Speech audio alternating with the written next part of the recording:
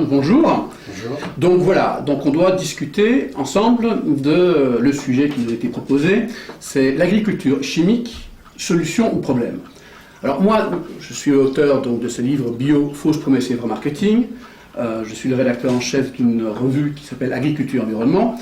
Et le titre du sujet m'interpelle. Je ne sais pas ce que tu en penses, parce que, en fait, agriculture chimique, toute agriculture, par définition, est chimique dans la mesure où elle traite de la vie. Donc là, premièrement, il y a un petit problème. Alors je pense que le sujet est peut-être plus, y a-t-il une autre agriculture qu'une agriculture chimique? Ça, c'est le vrai sujet. Alors effectivement, c'est le sujet fondamental. Alors ça nécessite quelques précisions. Certes, la vie utilise du chimique, donc si je suis votre raisonnement, tout est chimique. C'est là qu'il y a un petit problème. Parce que, certes, le biologique utilise une base chimique, les éléments, on ne peut pas faire autrement, mais en ce qui me concerne, et en ce qui concerne mon expérience de vie et mes recherches, il y a justement comme un saut quantique entre ce qui est purement chimique, des réactions du monde matériel, et comme je pourrais dire, la plus-value qu'amène le vivant. Oui, mais alors, de nouveau, il faut être clair, parce que moi je pense que si on prend la définition de l'agriculture biologique, la plupart des gens s'imaginent que l'agriculture biologique n'utilise pas de pesticides. D'accord? Or, toute personne qui étudie le sujet sait que c'est faux. La vraie distinction, ce que les gens ne savent pas, c'est que, bien entendu, l'agriculture biologique utilise des pesticides, simplement, ce sont des pesticides chimiques qui ne sont pas issus de la chimie de synthèse. D'accord? Donc la distinction réelle, c'est y a-t-il une différence fondamentale entre chimie de synthèse d'un côté, et l'usage de cette chimie de synthèse, est-ce qu'elle est plus dangereuse ou moins dangereuse, plus toxique, moins toxique, et la chimie qui n'est pas de synthèse, qui est naturelle. Alors, moi, là-dessus, j'ai ma conviction, et ce que j'ai démontré dans mon livre, très clairement, c'est que cette distinction n'est pas si évidente que ça, y compris d'ailleurs dans l'agriculture biologique, où on retrouve des produits de synthèse dans l'agriculture biologique. Donc, elle ne peut pas se passer de la chimie. L'agriculture ne peut pas se passer de la chimie, y compris de la chimie de synthèse. Alors, moi je trouve que échanger à ce niveau-là, c'est déjà un peu biaisé. C'est pas ça qui est fondamental. Moi, j'aurais presque tendance à vous dire, je vous suis un peu. J'aurais tendance à aller un peu vers ce que vous dites, mais c'est pas ça le sujet. Le sujet, c'est que normalement, si on est cohérent en agriculture biologique, on se passe de chimie. Pourquoi? Parce que la vie, elle est faite d'équilibre. Et dans ces conditions, on a déjà beaucoup moins besoin. Le but, c'est pas d'utiliser des pesticides, qu'ils soient organiques ou de synthèse, c'est de s'en passer un maximum. Alors ça, c'est l'idéal. Et puis, il y a la dure loi du ring, comme disent certains, il y a la réalité, et là, il y a des gens qui composent. Moi, je ne suis pas un rêveur, j'ai pas fait moi-même de l'agriculture bio, mais je pense quand même qu'il y a de très grandes différences entre un légume ou un fruit et légumes produits en bio, avec un minimum de pesticides, en général quand même biologiques, issus. Bon, je ne pense pas qu'il y ait tellement d'agriculteurs bio qui vont quand même chercher chez les grands de l'agro, plutôt de l'agrochimie mondiale, c'est dans votre livre, mais ça me paraît être peanuts quand même, faut pas exagérer. Que dans l'agriculture raisonnée, on accepte des pesticides de synthèse, bon, je veux bien, mais dans l'agriculture biologique qui se respecte, à ma connaissance, il n'y a pas beaucoup de gens, je ne dis pas qu'il n'y en a pas, je ne suis pas flic. Mais attention, je n'ai pas dit, je n'ai pas dit du tout, je n'ai pas dit que dans l'agriculture biologique, on utilise des pesticides de synthèse. J'ai bien dit qu'on utilise de la chimie de synthèse, c'est pas la même chose.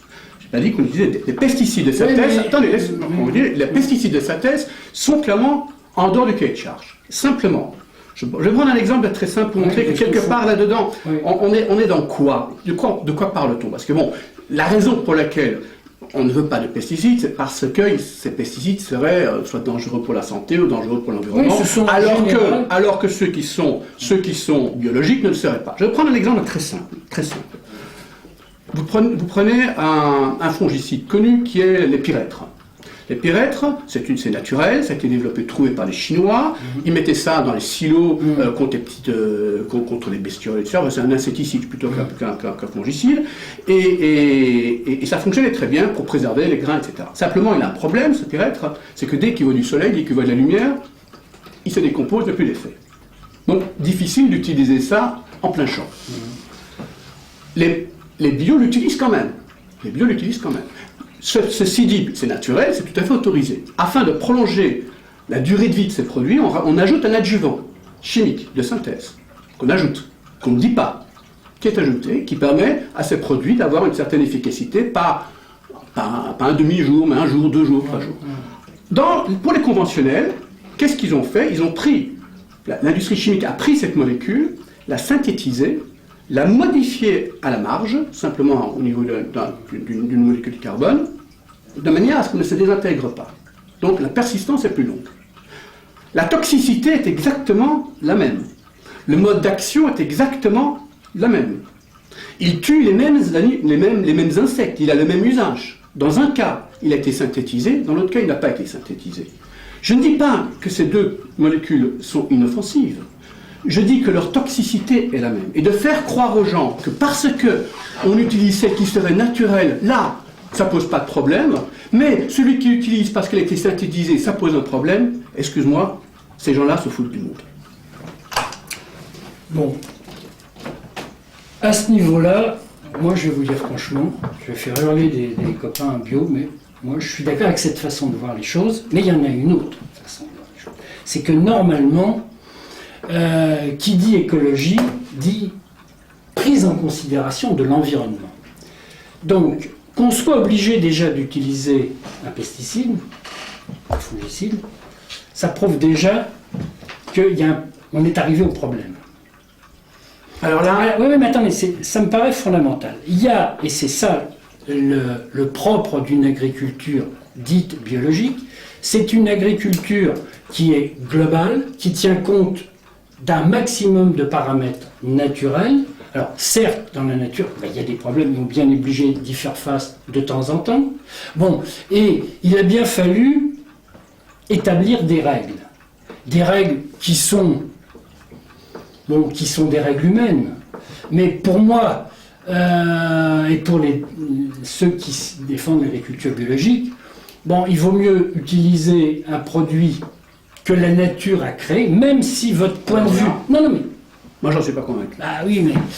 parce que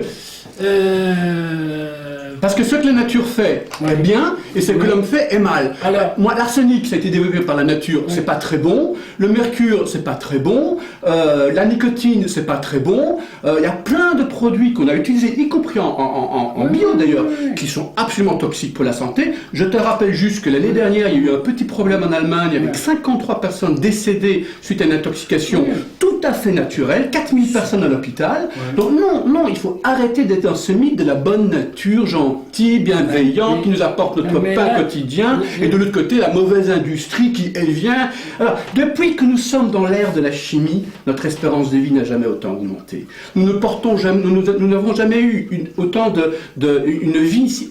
fin de vie, les 50 dernières années de notre vie, en aussi bonne santé dans le monde occidental. Donc, quelque part, l'apport de la chimie est essentiel, et si je prenais ne fût-ce que cette pièce ici et que je retirais tout ce qui était issu de cette industrie de la chimie, à commencer par exemple, la montre, les lunettes, plein de choses, on ne serait pas dans ce monde-ci. Donc faire croire aux gens que la chimie est un problème, c'est faire croire que la nature a des solutions. La nature n'a pas toutes les solutions. Et cette année, d'ailleurs, si on le voit, on regarde cette année, est une catastrophe pour l'agriculture biologique. Pourquoi? Tout simplement parce qu'il y a eu une épidémie de mildiou très forte, Et ben, face à cette épidémie très forte, les seuls qui s'en sont sortis, y compris en bio, sont ceux qui ont traité. Et il n'y a pas toujours de solution agronomique. On peut faire des rotations quand on est dans du blé, mais quand on fait des pommes, par exemple, faire une rotation dans un verger de pommes, c'est pas évident. D'après vous, comment les agriculteurs bio protègent les vergers de pommes, justement? Les bons, disons, des gens qui fournissent des biocopes, etc. Les bons producteurs en bio, comment protègent-ils leurs vergers? Alors, je n'ai pas pris avec moi parce que je ne savais pas qu'elle allait me donner cette question, mais j'ai un mail d'un producteur bio, faucheur d'OGM, militant, etc., qui milite clairement pour que en France on autorise l'huile de NEM, parce qu'il dit clairement que sans l'usage de l'huile de NEM, il ne peut pas y avoir de culture de pommes en France. Donc même quelqu'un comme lui, qui est très très militant, le dit, et non seulement il le dit, mais en plus de ça, a l'audace d'utiliser dans ses vergers une substance, en l'occurrence l'huile de NEM, qui n'est pas autorisée en France. Oui, mais il s'agit là d'un cas particulier. Non, c'est pas un cas particulier. L'association des arboriculteurs de Rhône-Alpes a fait une pétition en demandant l'autorisation d'utiliser ce produit. Ils ont été même voir les services de répression pas des fraudes, mais enfin en charge de ces questions-là, pour leur dire, vous pouvez même venir chez nous, on est obligé de le faire, et si vous venez, tant pis, on fait de la désobéissance. Donc, même chez les bio professionnels, je ne parle pas des jardiniers du dimanche, mais c'est unanime, ils savent très bien qu'ils ont besoin de ces produits. La roténone, ils ont demandé une autorisation, une prolongation d'autorisation parce qu'ils ne peuvent pas s'en passer. Donc, il n'y a pas l'agriculture sans pesticides, c'est un mythe. Alors, ça, c'est vous qui le dites. Moi, j'ai posé la question parce que j'étais dans le bio il y a 35 ans, je vous l'ai dit tout à l'heure. Moi, je distribuais des fruits et légumes bio suite à mon passage chez Nature et Progrès dans les années 70. Donc, j'ai été commercial pendant près de 40 ans, et à une certaine époque de ma vie, j'ai mis mon savoir-faire commercial au service de mes convictions. Étant Nature et Progrès, étant pour le bio, je suis toujours pour le bio, j'étais donc en contact avec un certain nombre d'agriculteurs bio. Je ne suis pas resté très longtemps professionnellement dans cette partie d'activité, et j'ai donc fait autre chose. Et donc je ne suis plus tout à fait d'actualité en quelque sorte, et prévoyant ce débat, j'ai posé la question à Marjolaine récemment.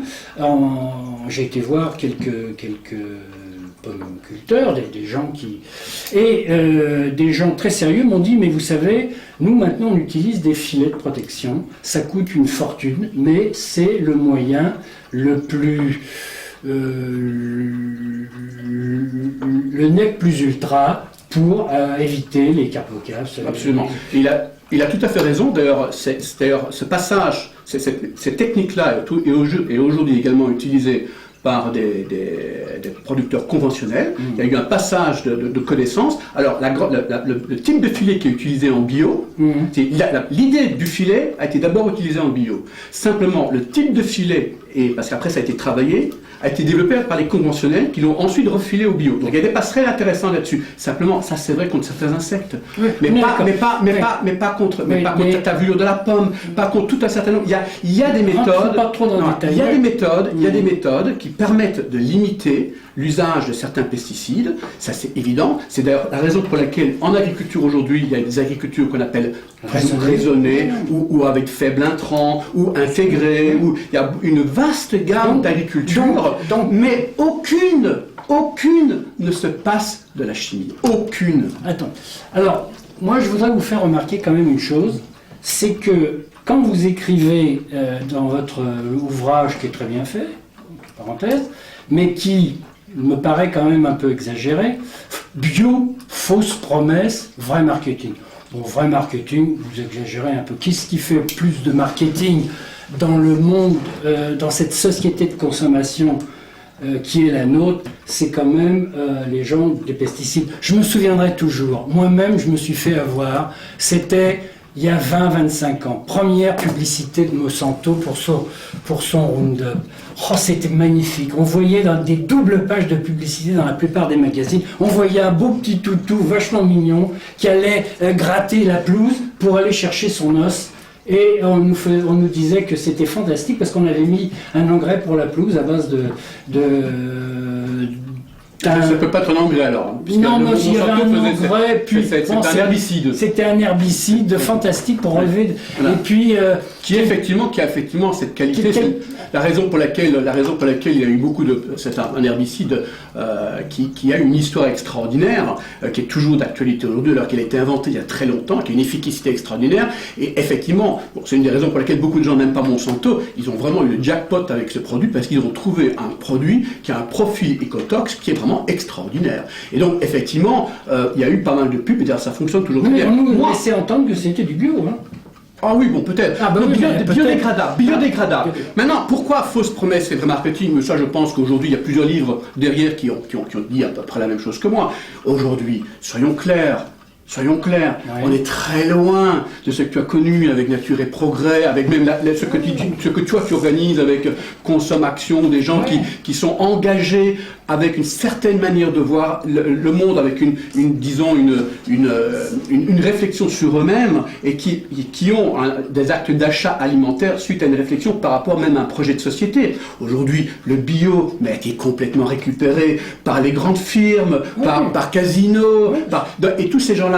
Que font-ils pour vendre du bio? Ils veulent pas vendre un autre projet de société. Le projet de consommation leur convient. Donc, ils vendent du bio dans le système de consommation. Oui. Alors que toi, tu lies l'agriculture biologique à quelque chose qui est beaucoup plus un idéal de vie. Oui, non, voilà. Et c'est pour ça que tu as développé ta petite société où on vend des produits éthiques, des produits qui essaient de s'inscrire en contre-faux à la société de consommation. Mais le marketing bio, c'est pas ça. Ça n'a pas fait exploser tes ventes à toi. Ça a fait exploser les ventes de Carrefour, de Casino. Et encore, ça n'a pas fait exploser parce qu'ils gagnent pas beaucoup d'argent avec. Ça attire des gens, ça donne bonne conscience. C'est un produit d'appel. Et c'est en ça que c'est une fausse promesse. Oui, et puis ça reverdit leur activité. Alors, bon, premièrement, moi, c'est vrai que j'essaye de trouver des consommateurs plutôt raisonnables. D'agriculture raisonnée, il y a aussi une consommation raisonnée, raisonnable. Bon, moi je voudrais revenir quand même à une réalité.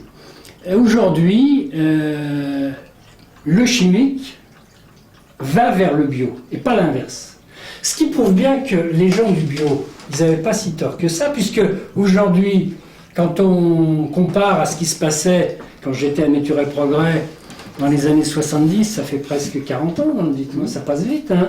Eh bien, à l'époque, c'était une opposition frontale. Et qu'est-ce que je remarque? C'est que finalement, ce monde du chimique est très adroit, c'est loin d'être des cons, et puis c'est des gens du marketing. Eux-mêmes, ils voient bien qu'il y a une tendance vers des réalités plus global, un monde plus vivant, et ils se disent, bah oui c'est vrai, on est peut-être allé un peu à la louche là, il s'agirait de polluer moins, et finalement, soyons clairs, c'est les gens de la chimie qui vont vers le bio, et pas l'inverse. Oui, alors, peut-être. Moi je pense que... Oui, mais c'est fondamental. Oui, on peut dire ça comme ça. C'est fondamental, et c'est pas avec du marketing, c'est avec une tendance de fond. Alors, il y a deux choses dans ce que tu dis qui est intéressante. Je pense que de toute manière, l'agriculture biologique, moi je viens d'écrire un autre livre sur ce sujet, l'agriculture biologique, au départ, est une agriculture du refus. Et d'ailleurs, tant qu'elle reste dans cette position du refus... Tu rigoles ou quoi? Du refus, le refus des pesticides, le refus des engrais, le refus de mondialisation, ça s'inscrit, laisse-moi terminer, dans l'idée du refus. Aujourd'hui, si elle continue à être là-dedans, elle restera, elle ne fera jamais plus que les 1, 2, 3% qu'elle est en train de faire aujourd'hui. Donc elle aussi doit évoluer, elle le sait, c'est pour ça d'ailleurs qu'il y a des gens dans le bio qui essaient de voir comment évoluer, mais c'est difficile avec des cahiers de charges qui sont très contraignants. Du côté du conventionnel, ça évolue, effectivement. Alors aujourd'hui, ce qui est plus à la mode, c'est de se dire, ben, finalement, le chimique n'apporte pas toutes les solutions, donc il faut remettre un peu en place un peu plus d'agronomie, d'où tout le thème d'agroécologie qui est en train de devenir le terme à la mode après l'agriculture bio. Maintenant, tout le monde parle d'agroécologie. Non, c'est en même temps, non, ça révèle une réalité dans laquelle effectivement la prise en compte de l'écologie est un peu plus et de la nature, de l'agronomie est en train de redevenir quelque chose d'important. Et ça, c'est une très bonne chose de manière générale. Moi, je pense, et là va peut-être un petit peu te choquer, je pense que la solution réelle pour l'agriculture biologique, si elle veut vraiment se passer de la chimie, et pourquoi pas, enfin de la chimie de synthèse, et pourquoi pas. Si tu as une solution. Elle n'a qu'une solution, elle existe cette solution. Elle existe cette solution. C'est-à-dire ? Ce sont les biotechnologies. Ce sont les biotechnologies. Parce que, et là laisse-moi continuer, soit on a une plante résistante, comme tu dis, résistante à une maladie, résistante à autre chose que des maladies, parce qu'il y a autre chose que des maladies qui gênent les plantes. Et on arrive à l'avoir à travers comment on appelle ça, des nouvelles semences, la sélection variétale classique, etc. Et à ce moment-là, on peut utiliser beaucoup moins de produits phyto. Tu sais que c'est une arnaque complète, ce sujet-là. Non, mais c'est pour moi. Non, alors là-dessus, l'acharnement des bio à être contre les biotechnologies m'interpelle. Alors justement, je vais te dire. Ça m'interpelle parce que ça voudrait dire, quelque part, que l'idée même, je ne parle pas des OGM en tant que tel, je parle des biotechnologies. Ça voudrait dire qu'on n'a pas besoin de la science, comment on appelle ça du progrès humain. Non, pas du progrès humain, de toute la science qui est mise dans la sélection variétale. Or, la sélection variétale est fondamentale. Un blé, au début du siècle, produisait 10 quintaux à l'hectare. Mais aujourd'hui, il était plus panifiable. Non, il n'était pas plus panifiable qu'aujourd'hui. C'est ce que disent ce que disent les boulangers. Un blé, pour te donner une idée d'ailleurs, les blés qui étaient utilisés par les conventionnels dans les années 70-80, c'était un blé qui s'appelle Renan, qui est un blé qui a été développé par les sélectionneurs, qui aujourd'hui a été dépassé par les autres et qui est devenu le blé de référence des bio. Donc même toutes les variétés aujourd'hui utilisées par les bio, qui bien entendu ne font plus 10 quintaux, 15 quintaux, sont des blés qui sont tous issus de cette sélection variétale.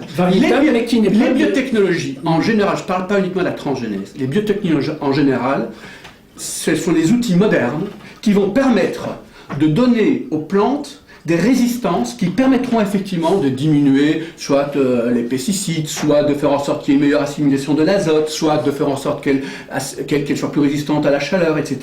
Et donc les biotechnologies me semblent être la solution au bio et pas le contraire. Et là, je ne comprends pas cette opposition qui me semble être une opposition de principe à une technologie, et c'est là où je crois qu'il y a un problème avec le bio, c'est que le bio, dans sa contestation, est en train d'être technophobe. Et cette technophobie, moi, effectivement, je ne la partage pas. D'accord. Alors, technophobie, ça me paraît quand même exagéré.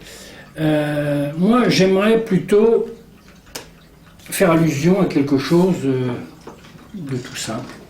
Parce que ça ne nous servirait pas à grand-chose, surtout dans un débat comme ça, de se noyer dans le détail. Il faut revenir à des principes. Ces principes, c'est que, moi je parle d'un principe tout simple.